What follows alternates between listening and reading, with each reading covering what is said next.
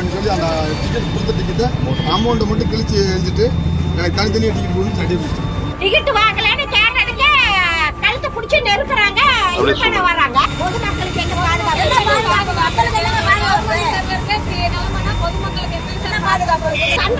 Ticket கொடுக்குற வர்றவங்க அந்த சின்ன பையன் அடிச்சிருக்கான். இதெல்லாம் நியாயமா? இதெல்லாம் கேட்க கூடாதா? டிக்கெட் கேட்ட நடத்துனரை அங்கும் இங்கும் அலக்கழித்த வட மாநிலத்தவர். பொங்கி எழுந்த பொதுமக்கள். ஈரோடு மத்திய பேருந்து நிலையத்திலிருந்து நாமக்கல் மாவட்டம் குமாரபாளையம் பேருந்து நிலையத்துக்கு அரசு பேருந்து ஒன்று வந்துட்டு இருந்திருக்கு. சுமார் 6 வடமாநில தொழிலாளர்களும் 3 வடமாநில பெண்களும் ஏறி இருக்காங்களாமா. அதுல நடத்துனர் ரஞ்சித் அப்படின்றவரு பயண சீட்டு கொடுத்துட்டு பணத்தை கேட்டிருக்காங்க.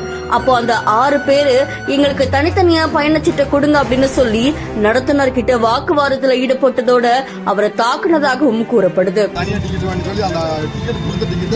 அமௌண்ட்டை மட்டும் கிழிச்சு எழுதிட்டு எனக்கு தனித்தனியாக டிக்கெட் கொடுத்து சர்டிஃபிகேட். அதை தொடர்ந்து அதை தட்டி கேட்க வந்த பயணிகளையுமே அந்த வடமாநில தொழிலாளர்கள் தாக்க முயற்சி பண்ணிருக்காங்களாமா. இதை தொடர்ந்து உடனடியா பேருந்து நிறுத்தப்பட்டிருக்கு. சாலையில போயிட்டு இருந்த வாகன ஓட்டிகள் பேருந்துக்குள்ள புகுந்து வடமாநிலத்தவரை சுற்றி வளைச்சு பிடிச்சிருக்காங்களாமா.